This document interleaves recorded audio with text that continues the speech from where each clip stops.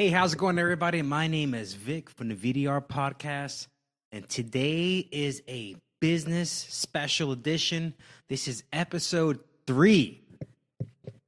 And I like to do these things because, one, my co host, my brother David, we love talking about anything and everything, right? And kind of bringing some real life truths to it, entertaining it, laughing at it. But in these episodes, I'm kind of pulling back the curtain so you guys understand like what drives Victor, as an individual and my passions professionally. And so at heart, I served in the military for over 15 years, active duty in the Army, right? I was an officer. But then I became an entrepreneur towards the tail end of my career. And man, let me tell you something. I found that it was my true calling this entire time.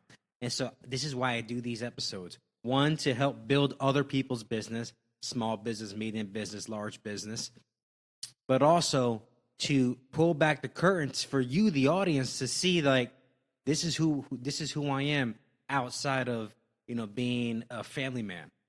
So today's episode is going to be specifically on what a real estate investor's journey looked like. And so this is, let's be straight up. It's like cutting a promo. One, I'm a licensed realtor in South Florida. Yes. In the entire state of Florida, I can practice real estate. Yes, I can. I do commercial real estate and residential. But today's episode, I'm not focusing on, trying to get you to help me sell your house or help you buy something or rent something.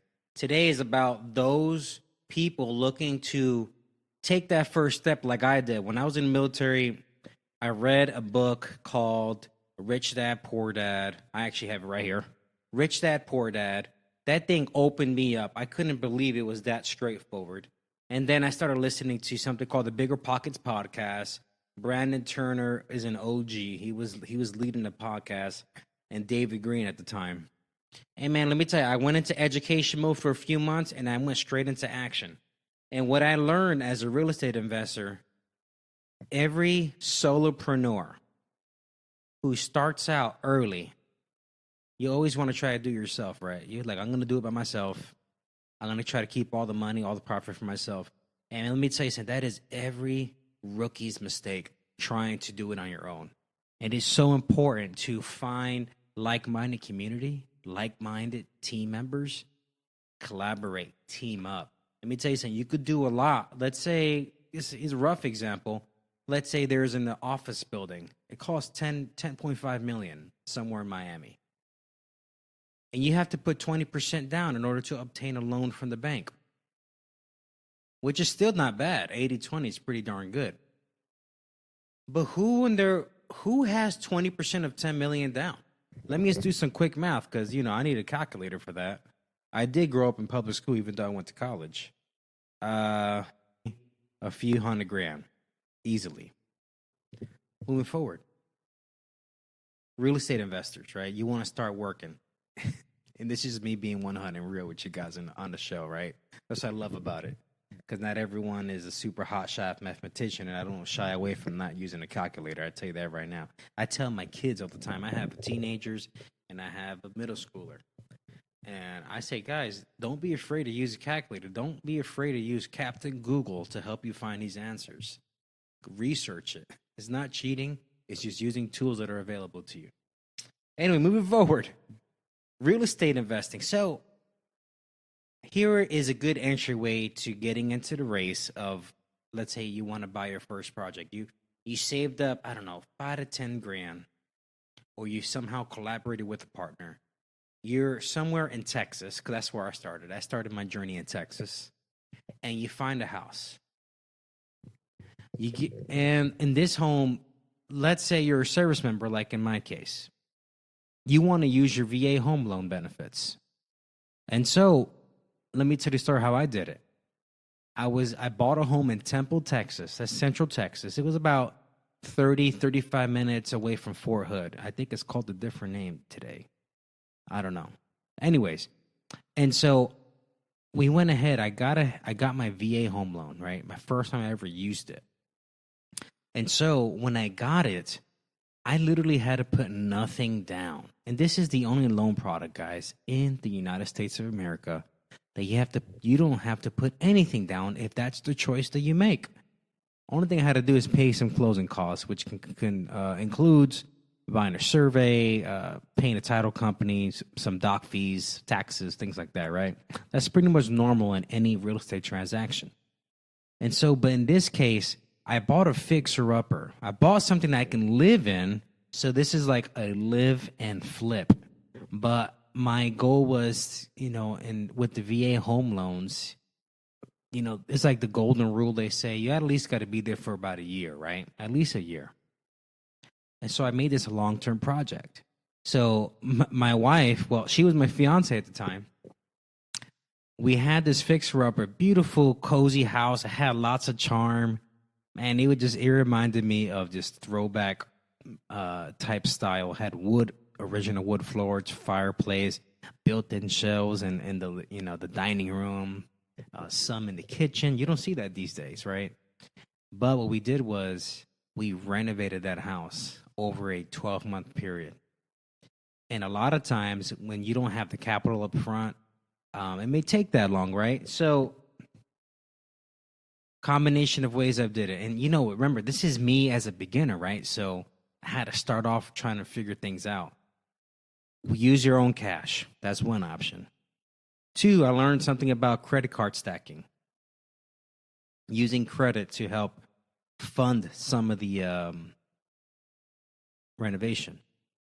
But I say be wary, guys, because those APRs are very high. Sometimes the way to get around it is those introduction APRs where they're like 0% for 12 months or 24 months.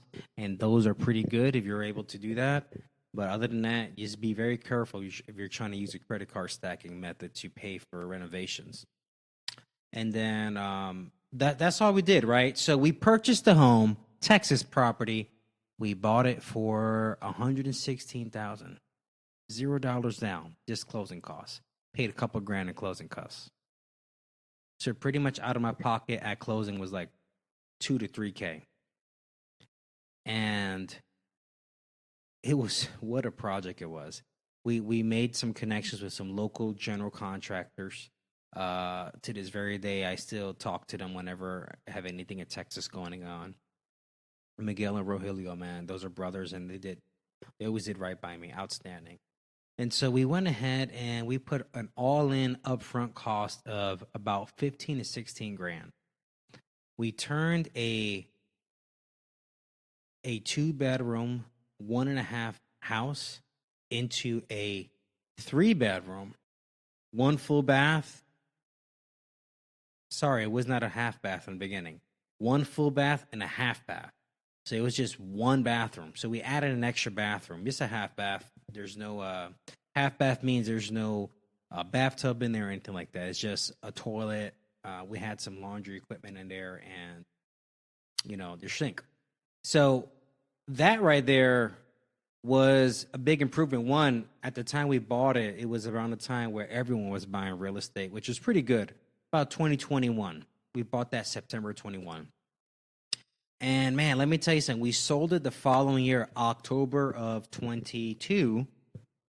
And we went ahead and let me tell you guys, I worked a W-2, well, technically a contract job, but I worked for the United States government for my entire adult life up to this point. I have never made this kind of money in one sale before. And so we went ahead, we were all in 16K. We sold the house for over 100 and it was almost 190 grand we sold it for. It was pretty close to that. I just forgot the number, but it was close to 190, between 185 and 190. And man, let me tell you something. When I got that check from the title company after selling that house, I've never had a check that big in my life. It was like 60 something K at one shot given to me. And let me tell you something, from a kid from Patterson, New Jersey, I grew up in, it's definitely the ghetto out there. Lower middle class, hardworking family, blue collar mom and dad, working hard. And to get a check like that, and when I learned, like, wow, this is what happens when you invest slash sow 16,000 into a project. You watch your project. It's almost like watching a plant or a garden, and then your return. It was insane.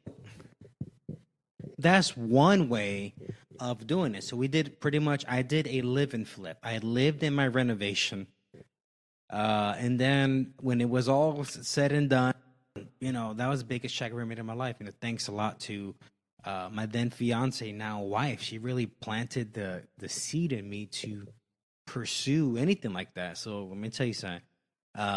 For men out there, if you want to take it to the next level in your life, it is so important to choose the right mate. If that's where you're at in life, you got to make sure you're choosing the right partner for yourself. Because if you choose the wrong partner, it's just opposition the entire way. And as an entrepreneur, you're already going an uphill battle. You do not want to make it an uphill battle at home. Promise you that. So our next project, man. So this was a super interesting one. So we were going to get married. This is we did 2 projects in 2021. How about that? So we were getting married August of 2021. We decided to in our West Palm Beach house to renovate, like, the kitchen and the master bathroom. And the reason why we did that was because we're like, what can we do? Can we pull a HELOC in order to help pay for our wedding? Because, Janet and I, we didn't come from wealthy families, right? So we had to pay for our own wedding, man. If you want something special, you got to do what you got to do. And so we do this project. She spent the original house worth was about 160, right? She spends. I help her manage it with the contracts. Let me tell you, contractors are hard to manage, guys. That's why you got to have things in writing where you could pay them like per progress, like do a progress report to pay them that way, because it's definitely helpful that way. Because if not, you let a contractor go free reign, they're gonna run your money and take your money from your pockets, guys. Being a real estate investor, one of the key parts is understanding how to manage general contractors and doing it on paper the right way. Because a lot of these guys, they're so skilled at doing construction, but they are not skilled in business. And you need formality whenever you're dealing with dollars, guys. It's just more professional is the best for you. So going back on that, we learned a lot from that project, as you can tell. She put in, a couple grand, right? A few $1,000 for the kitchen, another couple $1,000 for the bathroom, the master bathroom.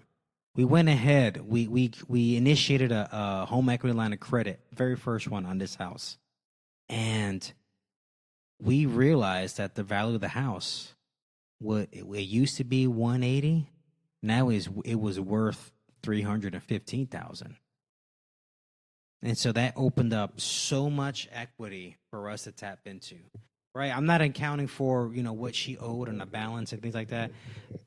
It's like having your house as a credit card. And you have to be real strategic on how to use a home equity line of credit. It can give you some liquidity power when the right time calls for it. So, nonetheless, we did that project and it helped fund our wedding, which is nuts. I did the same thing with my vehicle. Same thing. It's not real estate, but I did it with my vehicle, and I pretty much did a cash out refinance on my vehicle, which I didn't know I could do that. But it's pretty amazing when you start getting educated on money, on how to leverage money, how to understand the money language, how to talk to banks. And it really, like, these first formidable years of my entrepreneur journey really opened up my mind. Remember, guys, I was a kid from Paterson, New Jersey. I grew up in a low-income neighborhood, low-income city as a whole, lower middle-class family, blue-collar family, right? So all we know is work hard. We know nothing about money education, how to speak money, how to use it, how to, we didn't know. I had to learn this as an adult. So learning these things quickly gave me the power of my favorite word, leverage. I love the word leverage. So, second project in the books for that same year. We went on to do another project the following year, which was, it was the third project of that year. We were closing on a house that we partnered with a good friend of ours. He also was in the military with me. His name is Fernando. We closed on that house Thanksgiving of that same year. And let me tell you this. We bought a house in Killeen, Texas. We bought it for we struck a deal for about $85K for a 2-bedroom, 1.5 bath house with a large backyard and a big front yard. Nice little house. But let me tell you something. When I say we bought a fixer-upper, we bought a fixer-upper. And, as rookie investors, we were just freaking I call it riding the real estate train at that time. As rookie investors, man, what I've learned from that project was sometimes you got to be careful on the level of project you take on and how much leverage you're going to use. What I mean by that, we got a hard money loan. That was no problem. We got the hard money loan. And we got the cash we needed to fix the house. But we hired a general contractor that would save us more money versus the quality of work. So we learned a big lesson. Sometimes going cheap ain't always better, guys. You just got to find a happy medium between high-end quality, cheap, but like solid. And so what we got was on the lower side of quality with that. And we learned a lot from that. So, good old contractors, right? So everyone's it's a team effort. Whenever you're doing any real estate project, it is a team effort. But it is vital to hire good team members. And so the guy we hired and his whole team, at first we thought it was great, right? Because when you're green, super green behind the ears, wide-eyed, yeah, let's do it. And then we realized, man, we got into this project. Oh, it's only going to be $12,000. We're like, heck yeah, that sounds great. And so we went ahead and we did it. Then the farther we got into the project, oh no, we need it needs to go up to 20. We're like, what? That's a big $8,000 increase. What's going on? And so the part of the reason is we took on a project that was too much for us in hindsight, right? But it was not impossible to do. We got through it. Then he did it a third time. And the third time I had to get like some kind of another third party to help do some electrical work. He took us up to $25K all in. And that superseded our budget. And we only planned for about $15,000. So we were $10,000 plus on this fix and flip. And so the moral of the story, you need to do your analysis properly in the beginning and do not over leverage yourself with a project that's maybe too big for you, right? So long story short, we finished the project fairly quickly. Obviously, quality was lacking, but it was finished pretty quickly. And so we attempted to sell it. It was spring of 2022. And we were selling it for about $160. And on that house, and on that block, that was the highest number, right? I pulled those numbers because I knew, just based off the comparables and the level of quality, like that was going to be the only house that looked that nice compared to all the other houses on that neighborhood, right? And so I was pretty close in my estimation of the sell point, but we just could not sell. It took us like 90 days. We weren't selling. We were just eating. We were pretty much, remember guys, you still got to pay the hard money note monthly. and it was just so it wasn't working out. So what we did was we decided to rent. So we took it off the market. We rented it out to a two Army veterans who were a couple, and at the time, it was great, right? We assumed that just because they were Army veterans, oh, this is easy money. They get a basic housing allowance. We understand the system. We're still in the military at that time. This was a no-brainer for us, right? Man, let me tell you this. It was, I call it tenant disaster. Why do I say tenant disaster? It was drama with those tenants. There was always something wrong. We had to come fix something. What I realize is now in the real estate game for years in, you know, if you own a property, guys, put in your lease agreements anything $100 or less is the responsibility of the tenant, so they could take ownership of, you know, the property they're using and trying to take care of it. We didn't know at the time, right? So we come here doing a bunch of small stuff, and one thing led to another. There was a big, giant flooding that happened in the garage. I mean, it was nuts, guys. It was just one of those property nightmares. We went ahead and finally, their lease ended a year later. We got them out. It was just like a rough. I only gave you like one or two things with those tenants, but moral of the story with tenants: screen your tenants, check their credit history, check like what type of debt do they have. There's some debts that is okay because, you know, life happens. Like if there's like a hospital bill, maybe student loans, I understand. We were taking people on with bad credit card debt, collections. You're taking a risk by taking them on, you know, and they're going to not take care of your property. They're going to ruin your property. So they ended the lease, and we had to come back in, and pretty much all the money we made on cash flow that year, we lost all of it.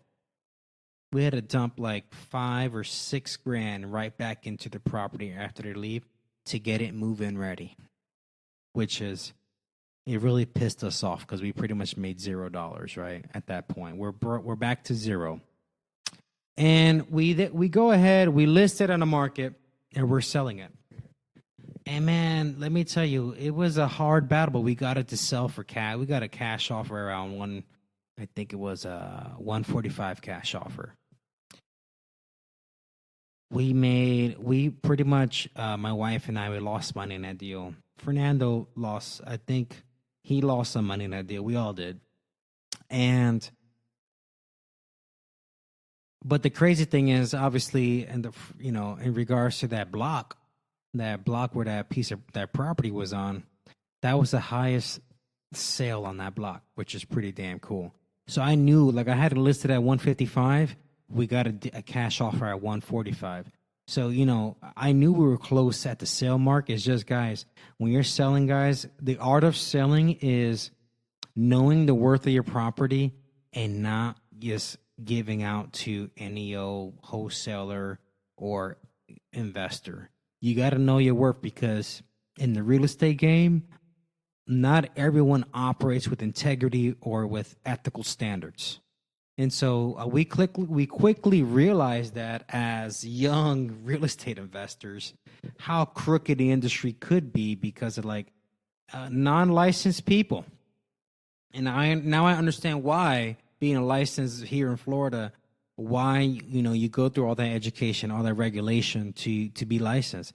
Because everyone who's doing wholesaling, there's some good wholesalers, but there's a lot of bad wholesalers. They operate non-ethically. So cool thing is, we're able to sell that property, cash offer at 145. We got some money back, but not a lot.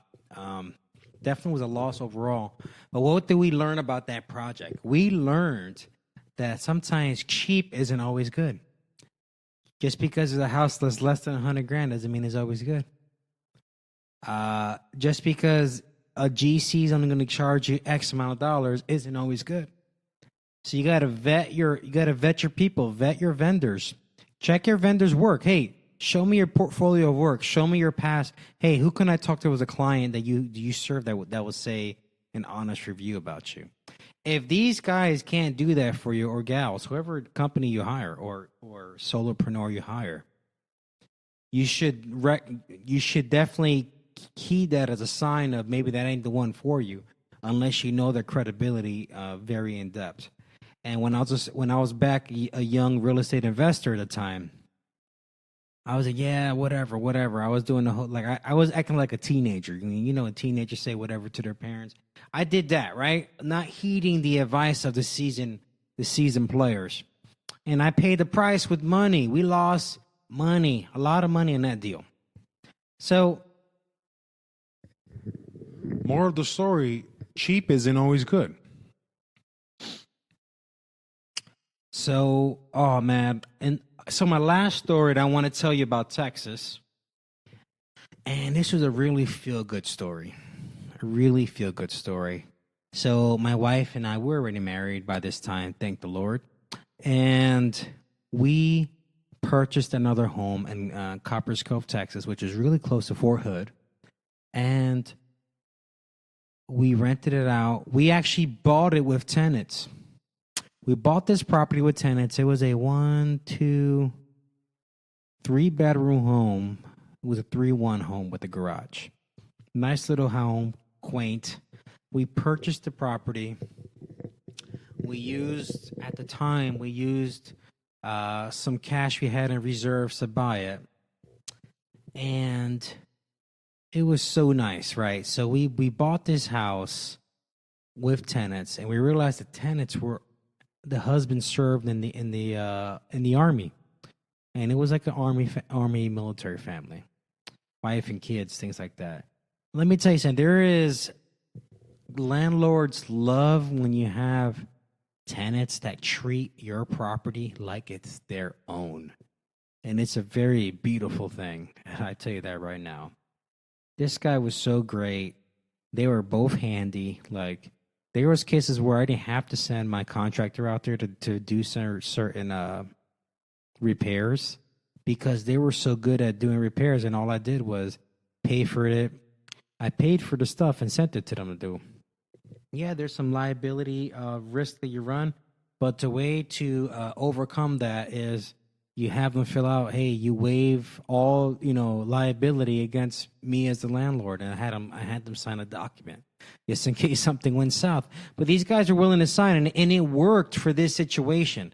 This is not for every situation, but for their specific situation, with their skill sets, their background, this worked golden for them and their family. So long story short, we rented them for over 2 years. We were renting this house to them, and they were just amazing tenants. They've never owned a home. And when we decided to list the property for sale the first time, we didn't get any bites, so we took it back off the market, right? Because I put it at a sale price. I think we purchased the house at $102,000, $105,000. Remember, it's Texas, guys, so the house is a lot cheaper there. Different market. But we sold it at $150,000. And I think we came out of pocket like 20 grand or something like that, 25,000, something along those lines. And so with this family, I had a hard time selling the house the first time around. Then I decided to put it back on the market again, right? And the reason why I was offloading all the properties we had in Texas. I was offloading them. I didn't have the time to oversee them because I'm here in Florida. And so the cool thing about this is this family, I say, hey, bud, have you used your VA home loan before? And again, I pretty much did it for sale by owner. I was the owner, and I sold it directly to my tenant. And my tenant said, yeah, I've never actually considered buying a home. I said, dude, you have to use your VA benefits. If that's what you have, you should use it. And so I went ahead. I literally, my wife and I, we had like a virtual meeting with them, explain what the VA home loan is, why it's good for military people, why it's only available for military folks, and the benefits of that, and how we benefited when we first started using it. And I went ahead and connected him to our local mortgage broker there. His name is Paul McCray, and big shout out to Paul McCray. The guy's a gentleman. He's been in the industry for a couple decades, and God knows what he's doing. And so the reason why I had such a good experience buying a house, because Paul walked me through that whole process. Paul was very instrumental in educating me, and all I did was pretty much paid it forward. With, obviously we gave Paul business again. And then number two, Paul treated these guys the same way he treated us, like a professional, walked these guys right through the entire VA process. And it worked. That entire thing worked for this sale.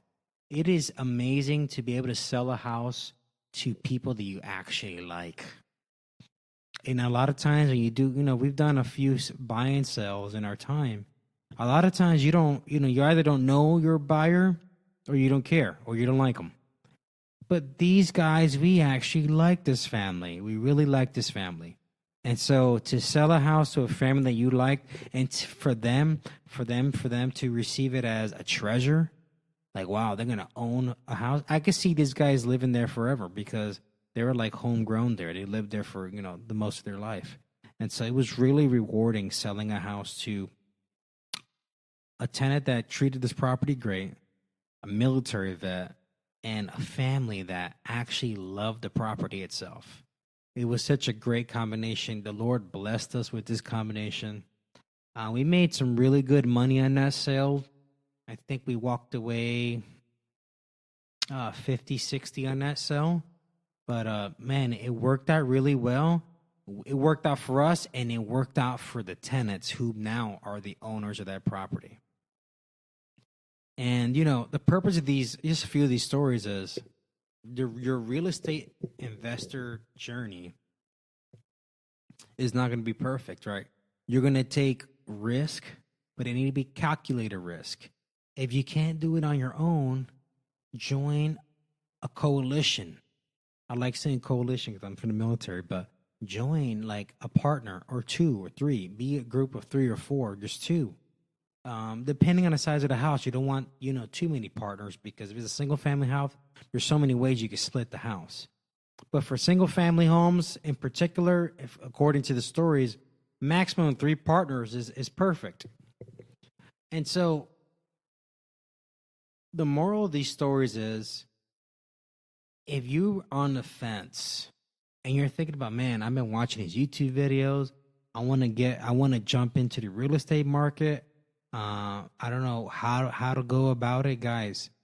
I literally went from never owning a home, reading a book called Rich Dad Poor Dad. This book was written decades ago. I don't know how relevant it is today. Maybe a lot of the philosophies are relevant, but maybe not the current information, right? Education, Bigger Pockets. If you are going to learn about real estate investing, listen to Bigger Pockets podcast. Those guys they're like the master degree level of real estate investing. They teach you in the very lamest terms. And then lastly, you got to take action. Don't get in paralysis analysis.